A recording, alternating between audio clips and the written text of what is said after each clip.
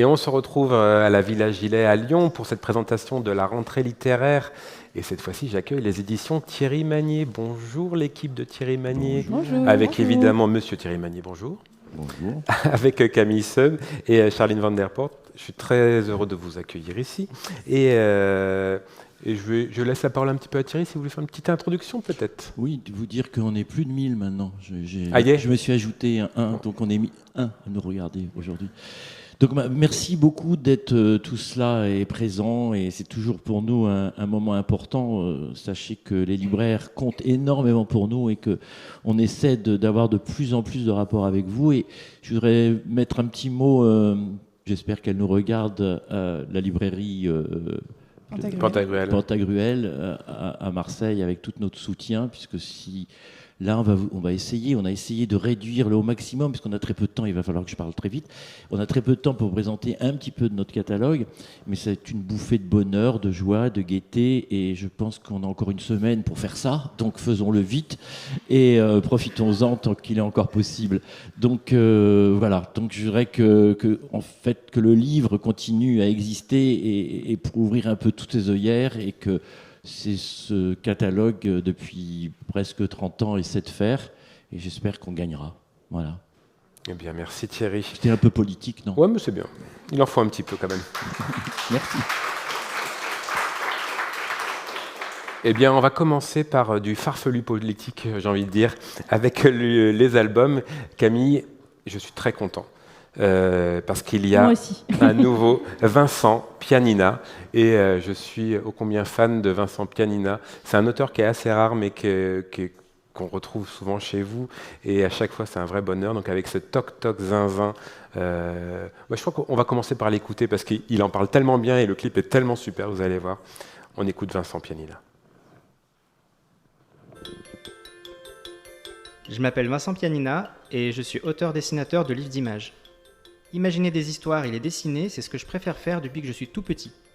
Et par chance, ce métier existe vraiment. J'ai eu du bol parce qu'un autre de mes trucs préférés, c'est de faire des roulades dans l'herbe.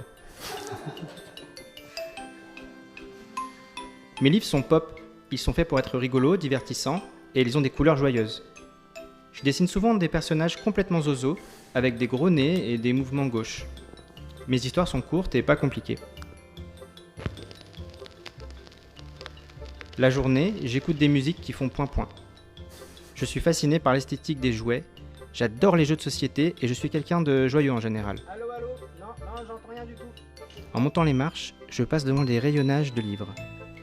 J'arrive dans mon grenier. De la fenêtre de mon bureau vert, la lumière est chouette pour dessiner.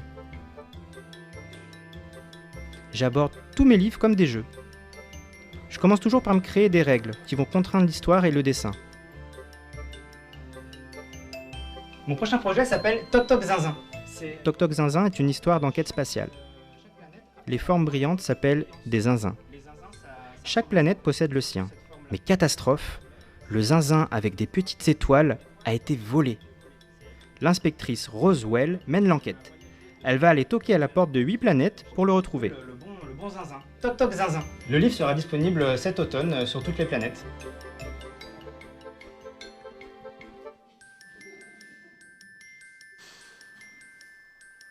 La NASA a décidé d'abolir le chou de Bruxelles. Camille, comment on fait pour accompagner un auteur comme Vincent Pianina ? Déjà, c'est un plaisir de l'accompagner, Vincent, parce qu'effectivement, il est rare. C'est un artiste pour nous, dans le sens où on dit complet, c'est-à-dire qu'il fait le texte, les images, le graphisme.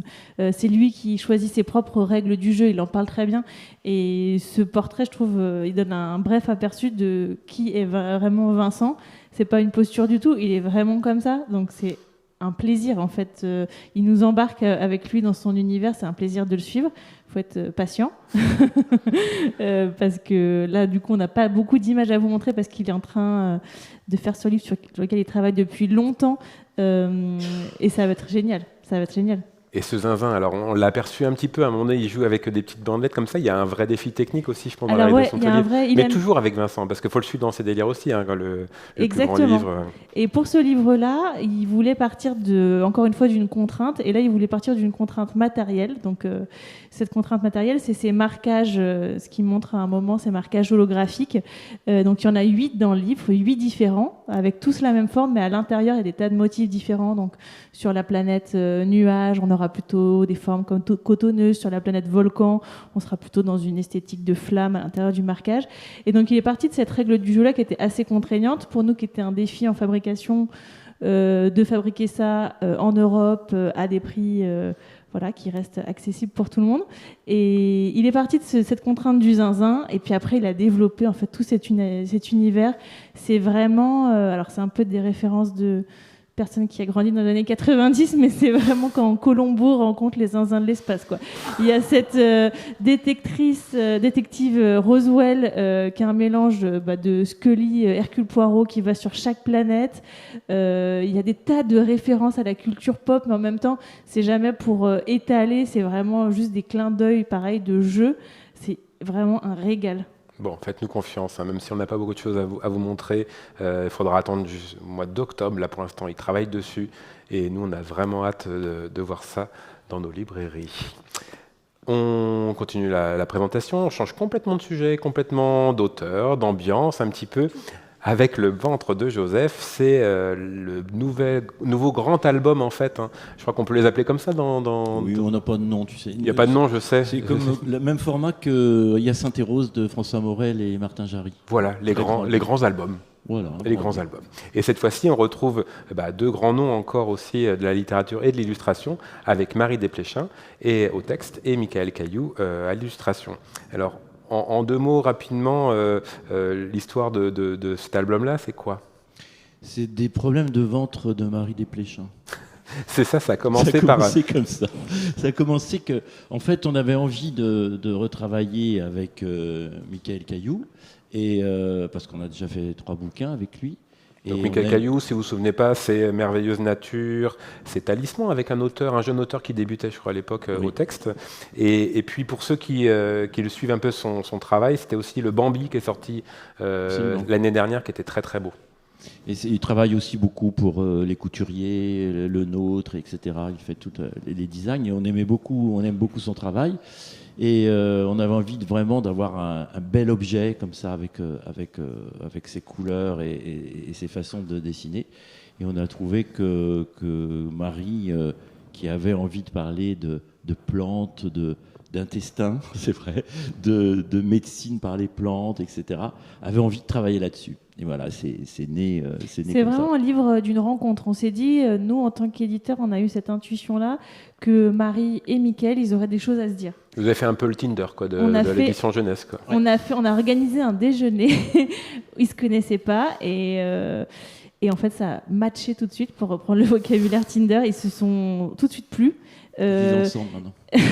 Non, ils se sont tout de suite plu, ils ont eu tout de suite beaucoup de choses à se dire et ils ont échangé. C'est un livre qui parle de correspondance, enfin, c'est un album qui se situe entre l'album et le beau livre qui reconstitue une correspondance. Et en fait, ce qui est drôle, c'est qu'eux-mêmes ont entamé, avant que ce projet prenne cette forme-là, entre Marie Desplechin et Michael Caillou, ils ont entamé une correspondance en nous évinçant très vite de leurs échanges, mais ils s'envoyaient justement une image, un souvenir, une référence de fleurs, d'un peintre, d'un jardin à aller visiter. Et en fait, je pense que l'histoire pour Marie, elle est née à ce moment-là, et dans les replis de cette correspondance, pour le coup numérique, est née l'envie pour elle de faire un album d'une correspondance littéraire. Parlons un peu de l'histoire rapidement, en 2 mots. Il y a effectivement cette correspondance. On est vraiment dans l'univers de Marie Desplechin. Moi, j'ai retrouvé en fait ce qu'elle écrit aussi à l'École des loisirs et tout ça. Il y a vraiment cet univers qui est ancré dans une période historique, qui est ancré avec des personnages forts, donc avec tout l'univers. Et en même temps, il y a la vivacité de son écriture qu'on retrouve tout de suite, quoi. Oui, et puis elle est rentrée vraiment dans une relation épistolaire du fin du 18e. Quoi. Elle a gardé vraiment tous les termes. Dans le style, on retrouve ça complètement. On retrouve complètement ça, oui. Et on sent qu'elle s'est amusée à écrire. On retrouve cette verve, une vivacité d'écriture. C'est un régal à lire. Et alors l'histoire en 2 mots, c'est l'histoire d'une correspondance croisée entre 4 personnages. Et tout commence avec Joseph. Joseph, c'est un petit garçon et il a des terribles maux de ventre qui sont inexpliqués. Et donc, sur les conseils de sa mère, Marie-Adélide de Silly, il va écrire une lettre à un moine botaniste pour lui demander des conseils. Et puis, peu à peu, ils vont se mettre à échanger. Et puis, Marie-Adélaïde de Silly, qui est une jeune veuve, va aussi échanger avec ce moine. Et petit à petit, tout le monde va commencer à s'écrire. Et voilà, ils vont se prendre au jeu, mais sans se douter que ces lettres, ils vont changer leur vie à tous, évidemment.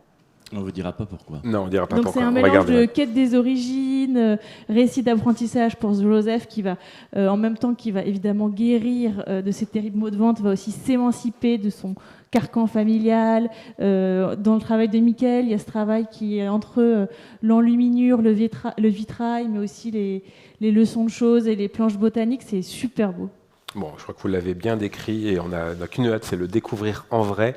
Il y a une petite surprise d'ailleurs, je crois, dans le sac.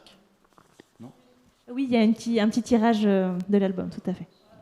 Ah bah super, on a hâte de voir ça. Les chanceux présents, les autres. Eh ben oui, quand même, c'était bien d'être présent aussi, voilà. On enchaîne avec un autre très bel album du programme d'une autrice que nous ne connaissions pas encore en France, qui s'appelle Rebecca Tollens. Ce livre, c'est Les pivoines murmurent ton nom. Et je crois que c'est un gros coup de cœur général de toute l'équipe Thierry Magnier. Et je peux confirmer que je comprends pourquoi c'est un coup de cœur général.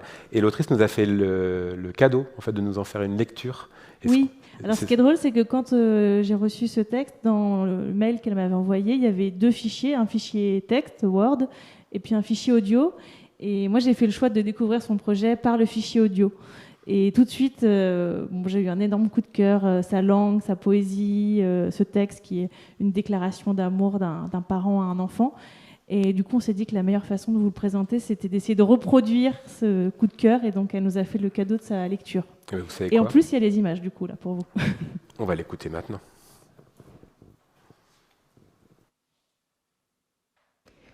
Au creux de nid de la fleur d'ici, récit d'une petite mamie, elle me dit: les chats qui pleurent et les pivoines qui murmurent ton nom, tu les entends ?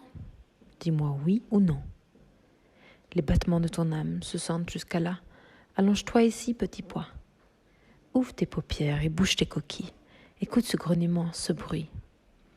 C'est le soleil matinal qui bâille, en réveillant tous les fleurs, les bonsaïs. Et soudainement, dans l'air par le vent, on entend les murmures clairement. Chut, chut, chut. Ho, ho, ho. Ni, ni, ni. Go, go, go. Et tout à coup, le jour est debout, et les pleurs, les bruits sont dissous. Car le soleil, c'est toi, et tous les larmes, tu les bois.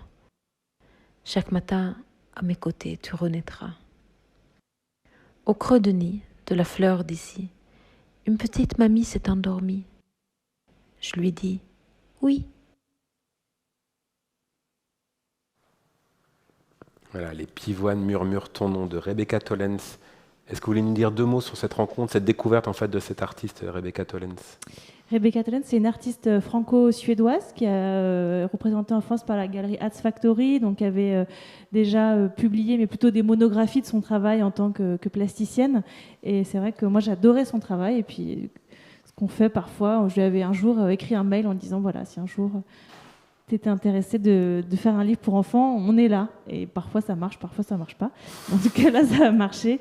Et c'est vrai qu'elle nous a proposé ce texte qu'on a tous aimé. Et, non seulement la beauté, la force de ces images, elle travaille au fusain. Il y a quelque chose d'extrêmement féroce avec ce travail dans les nuances du noir et du blanc, et en même temps de très évanescent. Elle a des images qui sont parfois presque proches de la photographie. On a du mal à discerner si c'est justement du fusain ou du dessin. Et puis, c'était aussi un pari. C'est le pari de la poésie contemporaine. On sait que ce n'est pas forcément les livres les plus faciles à défendre, mais on a besoin de vous pour le faire. Il y a quelques années, on avait publié un autre livre pour moi qui est un peu dans la même veine, c'était Pizza 4 saisons, on en avait parlé ensemble, de Thomas Vino et Anne Brouillard, et on a besoin du soutien des libraires pour proposer ces livres-là qui sont un peu différents, qui osent sortir un peu des sentiers battus, parce qu'en fait, c'est une sorte de Mon Amour version arty, quand même. On peut résumer comme ça.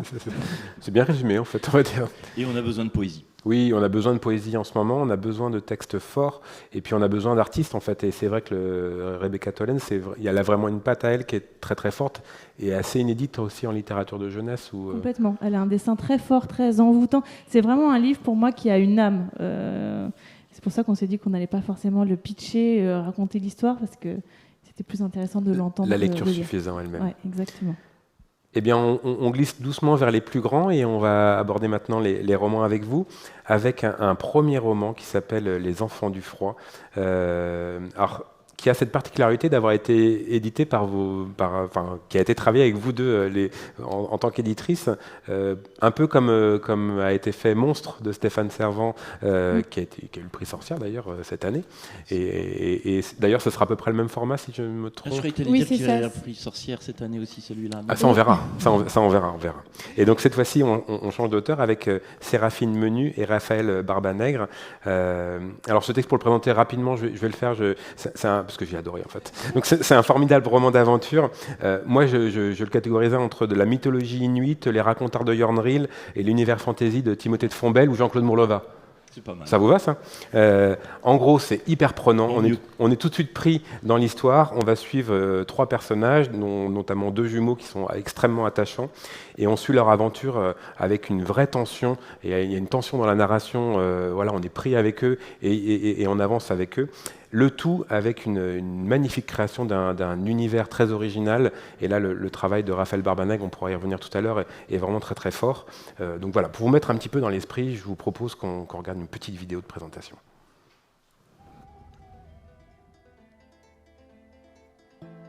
Cet hiver-là, dans les contrées froides, les cheminées des Isbas se chuchotaient qu'un grand malheur allait bientôt s'abattre sur les peuples du lac primordial. Les descendants, les penseurs, la tribu des Joues Roses et même le peuple du lointain s'apprêtaient à glisser dans une ère sombre. Le lac, source principale de nourriture pour tous, n'avait plus donné de poissons depuis que 6 soleils et 6 lunes s'étaient succédés.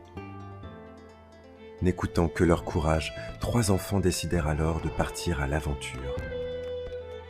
Guidés par des cartes divinatoires et des créatures magiques, ils étaient loin d'imaginer que leur destin en serait à jamais bouleversé. Retrouvez l'épopée des jumeaux Mick et Anna et de leur ami Luba dans ce voyage initiatique frigorifiant. Alors Charline, quand on voit arriver en fait dans sa boîte mail un texte comme ça, aussi fort en rebondissement, en humour, en fraternité, alors ça doit être un vrai bonheur de recevoir ce genre de manuscrit. C'est un vrai bonheur, d'autant que c'est vrai que ça fait plusieurs années avec Camille qu'on a envie de creuser cette question des romans illustrés. Vraiment dans la veine de Monstre, c'est-à-dire d'avoir des romans où l'illustration ne soit pas juste redondante au texte, pas juste là pour faire joli, même si j'adore les livres très jolis.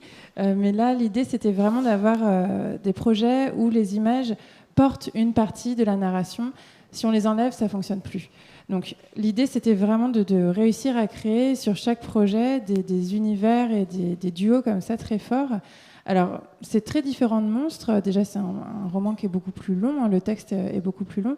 Mais voilà, on avait quand même dans l'idée ce projet-là. Et j'en ai parlé à Séraphine parce que voilà, moi c'est un livre, quand on avait Monstre entre les mains, on en a parlé un peu à droite à gauche et je sentais que peut-être il y avait quelque chose chez elle sur cette tranche d'âge-là, qui est vraiment le roman junior, où elle pourrait nous proposer un univers fort. Et quand j'ai reçu ce texte, mais c'était au-delà de tout ce que... Voilà, il y avait quand même quelque chose qui était déjà là, qui avait juste besoin que je lui dise « et sinon ?» et voilà, c'est venu tout seul. Elle avait fait un voyage au lac Baïkal, entre autres, et elle s'est inspirée de toute une mythologie pour en faire, comme vous le disiez, quelque chose de très personnel et qui nous embarque comme ça fonctionne super bien. Et moi, je voulais juste revenir, oui, c'est un roman, donc on est dans un univers, vous l'avez compris, de magie, de mystère. Les personnages, c'est un roman qui a une structure très classique en randonnée, c'est-à-dire que les enfants vont comme ça rencontrer des personnages au fur et à mesure de leur aventure. Mais ce que je trouve hyper important, c'est qu'on en a un aperçu dans la vidéo que vous avez vue, chacun de ces enfants, enfin en tout cas, parmi ces enfants, les jumeaux font partie d'une tribu et le troisième personnage fait partie d'une autre tribu. Et au début du roman, il se passe un drame, c'est-à-dire qu'il n'y a plus à manger. Il n'y a plus assez à manger pour que toutes les tribus qui vivent autour du lac survivent. Et les adultes cherchent à qui la faute. La faute à ceux qui ont des coutumes bizarres, la faute à ceux qui font un autre métier, la faute à ceux qui sont arrivés il n'y a pas longtemps. Et en fait, on a besoin de ces 3 enfants pour dire, mais peu importe, on veut chercher une solution. Et je trouve que c'est ça qui est fort dans ce texte, c'est que c'est pas juste une histoire imaginaire, tout est politique, on le sait en jeunesse, et cette histoire-là, elle l'est particulièrement, parce que c'est en réfléchissant ensemble, en dépassant leurs croyances, qu'ils vont réussir à inventer le monde de demain. Et cela, en fait, quand on reçoit un texte qui devait être déjà complet, comment on intègre justement l'image et comment on laisse la place à l'image, puisque on l'a compris dans ce roman, en fait, Raphaël Barbanel a vraiment une vraie place en tant qu'illustratrice et de narratrice aussi, c'est-à-dire qu'effectivement l'illustration n'est pas juste là pour illustrer, elle est aussi là pour dire. Comment ça se crée dans ce duo-là ? Je pense que c'est... Alors déjà, il faut préciser qu'elles se connaissaient, Séraphine et Raphaël, donc en fait, c'est la confiance, ça aide. Et je pense qu'elles aimaient mutuellement très fort leur travail, et donc elles avaient confiance l'une dans l'autre. Et à partir du moment où Séraphine, nous, on a fini de retravailler son texte, on l'a confié à Raphaël, et elle a, en ayant cette liberté de pouvoir, pour tous les petites planches comme ça, BD, ou même pour d'autres planches, de pouvoir écrire les dialogues, s'emparer de ses personnages et de faire confiance dans son talent et dans ce qu'elle en allait faire. Voilà. En tout cas, c'est très très réussi. Et je vous invite vraiment à découvrir ce livre. Donc, on n'a pas dans les sacs. Non, c'est pas celui-là. Non, on l'a pas dans les ça, sacs. Vous l'aurez vous pouvez l'imaginer, même format que avoir. Monstre, marquage argenté sur la couverture, donc il va briller, ce sera très joli. Donc en couverture rigide, comme ça. Vraiment même fabrication que Monstre de Stéphane Servant et Nicolas Zouliamis. Très bien. Eh bien, on a hâte de le découvrir. On continue notre chemin à travers les âges et on avance encore un petit peu en âge avec le retour d'une autrice qui devient un peu essentielle dans votre catalogue, livre après livre. Alors même si elle publie effectivement dans pas mal de maisons d'édition, mais chez vous, il y a quand même un ton et une façon d'écrire qui est un peu différente. Cette autrice, c'est Muriel Zurcher, avec ce nouveau livre, La fille qui creusait un trou dans la forêt. Charline, vous nous en parlez un petit peu de ce roman ? Oui, mais c'est vrai que Muriel, je sens que Thierry a très envie de parler, parce que c'est une autrice que tu aimes beaucoup, et moi aussi. Je crois que moi, ce que j'aime chez elle, avant tout, c'est cette capacité qu'elle a à créer des romans. Chez nous, en tout cas, c'est toujours ça. C'est des romans qui sont écrits en chorale. On a plusieurs personnages. Elle lance plusieurs fils comme ça narratifs.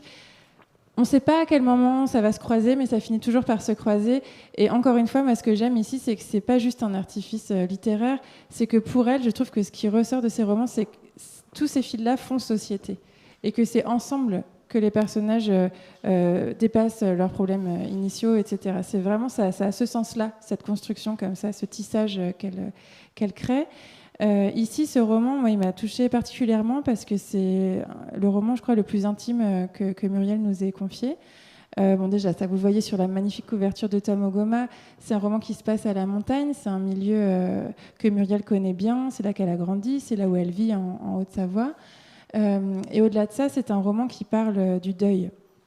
Alors, je vous le disais, c'est un roman... Voilà, il y a tout un tas de personnages, il y a même 2 récits, un récit plus historique et un autre plus complètement contemporain, qui cohabitent et qui se répondent et qui finissent par se rejoindre. Mais en tout cas, tout tourne autour de cette question du deuil. Et d'ailleurs, le titre premier que portait ce roman, c'était La mort, parfois, ça rend la vie un peu compliquée. Et c'est vraiment cette histoire. C'est que ça aurait été un beau titre aussi, d'ailleurs. Ça aurait été un peu long, peut-être, mais... Un peu long. Celui-là est long aussi. Mais celui-là, il est long aussi, ouais. Un peu long. Et c'est vrai que quand même s'il y a tous ces personnages, il y a cette fille qui est au centre du roman, cette fille qui creuse un trou dans la forêt. J'en dis 2 mots, peut-être ? On peut ou pas, parce qu'en fait, je vous incite vraiment à le découvrir, parce que c'est compliqué à expliquer. C'est très compliqué à expliquer. Mais par contre, c'est tellement beau à lire. C'est très intriguant. Là, je pense qu'il faut que vous nous fassiez confiance. C'est-à-dire que c'est un texte qui est très, très émouvant, qui, effectivement, si on raconte l'histoire, ça va paraître un peu plat par rapport à la façon dont elle le raconte, je crois. Et on est entraîné, de toute façon, par son... C'est ça. Je trouve que dans ce roman-là, particulièrement, il y a vraiment un mystère, quelque chose qui nous entraîne d'un bout à l'autre du roman, qui nous tient, qui nous emporte, quoi. Et qui est, voilà, je trouve qu'elle a, là, au niveau de l'écriture, encore franchi une nouvelle barrière au niveau de l'efficacité narrative et de la construction vraiment globale. Pour lire tous ces romans chez vous, en tout cas au moins ceux que vous publiez, je trouve qu'effectivement, elle grandit dans son écriture et dans la façon de construire ses histoires. Et ça vaut le coup d'accompagner des auteurs et des autrices. Absolument. Quand même. Et justement, une autre autrice que vous accompagnez depuis quelque temps, cette autrice, c'est Hélène Vignal. Alors évidemment, Hélène Vignal, vous l'avez forcément connue, j'espère pas découverte, mais en tout cas connue avec le fameux Queen Kong qui a eu la pépite à Montreuil il y a maintenant 2 ans. Pépite d'or, oui, tout à fait. Excusez-moi, monsieur. La pépite d'or à Montreuil il y a 2 ans. Là, elle nous revient avec un nouveau roman qui s'appelle Romance à la découpe. Et je crois qu'elle avait envie de partager ce moment. Alors, elle ne pouvait pas venir ici, mais elle avait très envie de partager un peu d'intimité avec vous. Donc, elle nous a écrit une lettre. Enfin, elle vous a écrit une lettre.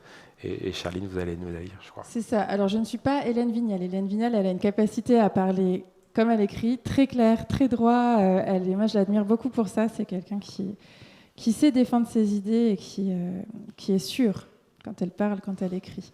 Donc, elle vous a écrit quelques mots. En introduction, je voulais vous dire que cette lettre est entièrement écrite dans le détail, en écriture inclusive, que à l'oral, vous le verrez moins, mais donc elle s'adresse évidemment à chacun et à chacune d'entre vous. Chers libraires, la première chose que j'ai à vous dire, c'est un grand merci. Merci à votre énergie pour porter nos livres, au propre comme au figuré, big up à vos ostéopathes.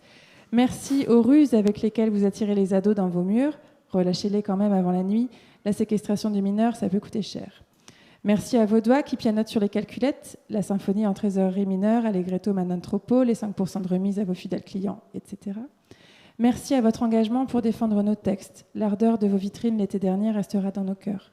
Merci à l'humour et à la créativité avec lesquelles vous prenez au quotidien une place vibrillonnante dans la chaîne du livre. Évidemment, vous allez croire que je ne suis pas sincère parce que l'idée est de vous présenter mon livre. Vous allez croire que je flagorne, mais bon, quand on me dit de vous écrire au risque de passer pour une lèche-botte, je suis désolée, le premier mot qui me vient, c'est merci. De Guéret à Pont-Croix, de Montreuil à Montdoubleau, de Ruffec à Metz, de Nancy à Bordeaux, de Toulouse à Vivonne, vous êtes là. Vous êtes dans la place. On sait tous ce qu'on vous doit. Et de toute façon, vous êtes bien trop indépendants et indépendantes pour être sensibles aux flatteries, donc je ne m'inquiète pas. Ceci étant dit, je dois vous parler de Romance à la découpe. Tout d'abord, je voudrais dire que ce livre doit beaucoup à une libraire. Il a été largement écrit grâce à la résidence organisée par Rachel Dionnet de Libre Enfant à Tours, avec l'appui de l'agence Cyclique. Double merci à elle. Que doit-on faire quand un ou une inconnue s'adresse à vous avec passion ? N'y a-t-il pas en nous toutes un ou une romantique penchée à sa fenêtre qui attend qu'on le ou la remarque ? Le bonheur passe-t-il forcément par la case amour ? D'ailleurs, qu'est-ce que ça signifie aimer quelqu'un ? Peut-on accepter d'être maltraité au nom de l'amour ? La jeunesse d'un livre est quelque chose de bien trop complexe pour en faire une équation simple. C'est difficile de démêler tout ce qui s'est passé pour arriver à cette histoire-là, mais quand même. Il y avait une révolte dans les parages, comme souvent chez Hélène. Quoi ? Il existe des filles qui lisent non-stop des livres où on dit à longueur de page qu'il est normal d'être violenté, qu'on peut tomber amoureuse de son violeur, de son bourreau, qu'on a le droit de maltraiter l'autre quand on a une faille secrète, qu'être jeune et femme, c'est devoir être éduqué, voire dressé. Tout cet univers de la dark romance et des valeurs qu'elle véhicule me mettait très mal à l'aise. Alors, la dark romance, moi, j'ai essayé de la découper, d'en prendre les éléments et puis d'en faire autre chose. Et là, elle liste les 5 éléments de la romance qu'elle a découpée. La joie de la rencontre et l'inévitable moment où il faut décider sur l'être aimé, la ligne de partage entre ses besoins et ceux de l'autre, la surprise, qui n'est pas toujours agréable, l'apprentissage qui se fait dans la douleur, ok peut-être, mais surtout dans le respect de soi et de ses limites. Et puis la question de ce qu'est réellement un acte d'amour. Dans sa forme, ce livre utilise une technique qui m'est chère, la technique du cut-up.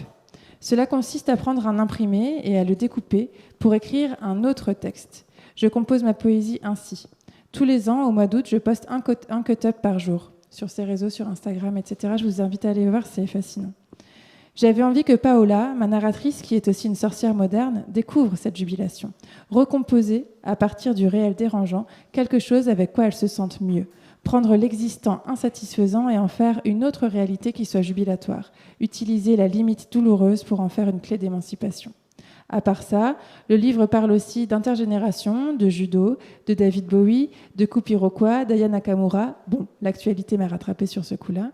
Des punk boomers, si, il y en a. de sorcellerie, de phobie scolaire, de gros sel et de tout un tas d'autres choses. Je ne vais pas pouvoir tout vous dire dans cette lettre et je crains qu'il ne vous faille lire Romance à la découpe pour mieux cerner son propos. Il est dans les livres, dans les sacs, pardon, avec les autres. Si vous avez des choses à m'en dire, je serai heureuse d'avoir vos retours de lecture, ils comptent pour moi. Belle préparation de rentrée à toutes et à tous et à bientôt, ici ou là, pour un salon, une signature ou juste un coucou amical, Hélène Vignel. Merci beaucoup Hélène, merci Charline pour cette lecture. Et évidemment, elle parle ici aux libraires, mais elle parle aussi aux bibliothécaires, évidemment, à tous les professionnels du livre qui nous écoutent aujourd'hui dans ce magnifique webinaire. Évidemment, il faut savoir qu'Hélène se déplace énormément, rencontre beaucoup de classes, de profs documentaires, de bibliothécaires, et qu'elle s'appuie énormément sur ces rencontres. Elle se nourrit de ça aussi pour continuer à écrire des textes aussi indispensable. C'est ce qu'on disait aussi, c'est un peu le lien aussi avec Muriel, ça fait partie de ces autrices qui bougent beaucoup et Exactement. donc qui se nourrissent complètement des rencontres pour pouvoir alimenter son écriture après. On va finir, c'est bientôt la fin, mais avec un vrai ovni, avec Stardust de Hannah Arnesen. Alors, pour tout vous dire, qu'est-ce que c'est ? Une BD, un roman graphique, un livre pour adultes, un doc sur l'écologie ?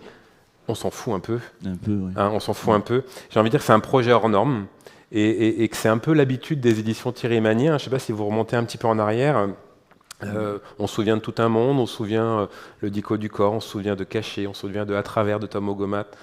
Enfin, tous ces livres, en fait, tous ces projets, c'est juste des objets magnifiques. Thierry, c'est un peu votre marque de fabrique, ça, non ? On aime bien chaque année, même parfois 2 fois l'année, faire un ovni, quelque chose qui... Mais c'est pas un ovni pour faire un ovni, en fait, on s'adresse à tous. Ce sont des livres universels, c'est quand vraiment l'intime devient universel, c'est ça qui est intéressant. Ce sont des livres effectivement qui disent des choses, qui sont politiques encore une fois, et celui-là particulièrement, c'est un gros ovni là, c'est un pavé. Et voilà, donc c'est vrai que c'est la marque de la maison, mais heureusement qu'on a des marques.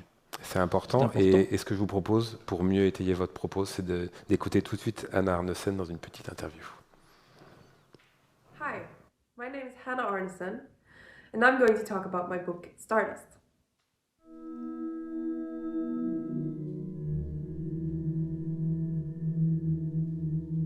Stardust is a picture book about the climate crisis. Every time anyone brought it up, I changed the subject because I felt too much despair and numbness. Therefore, one day I decided I want to do a book about the climate crisis for someone like me, someone who don't want to listen. Stardust contains 3 parts. 1 to the earth, that takes the reader through the past.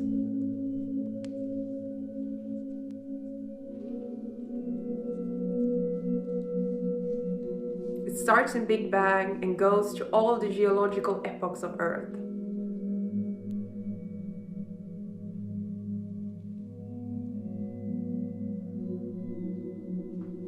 The second part of the book is a letter from me to the reader. It's about the present.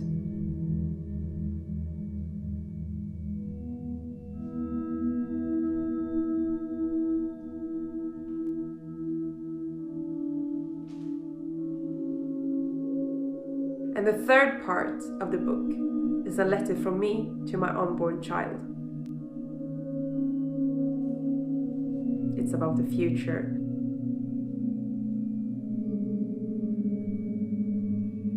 And it asks a lot of questions to the future and tries to find hope beyond hope. And during my journey with the book, I met so many kids and teenagers and young adults and adults and had conversations about how to be a human in the time we live in. And I really hope that the book will create as much wonder for the world as it created in me when making it.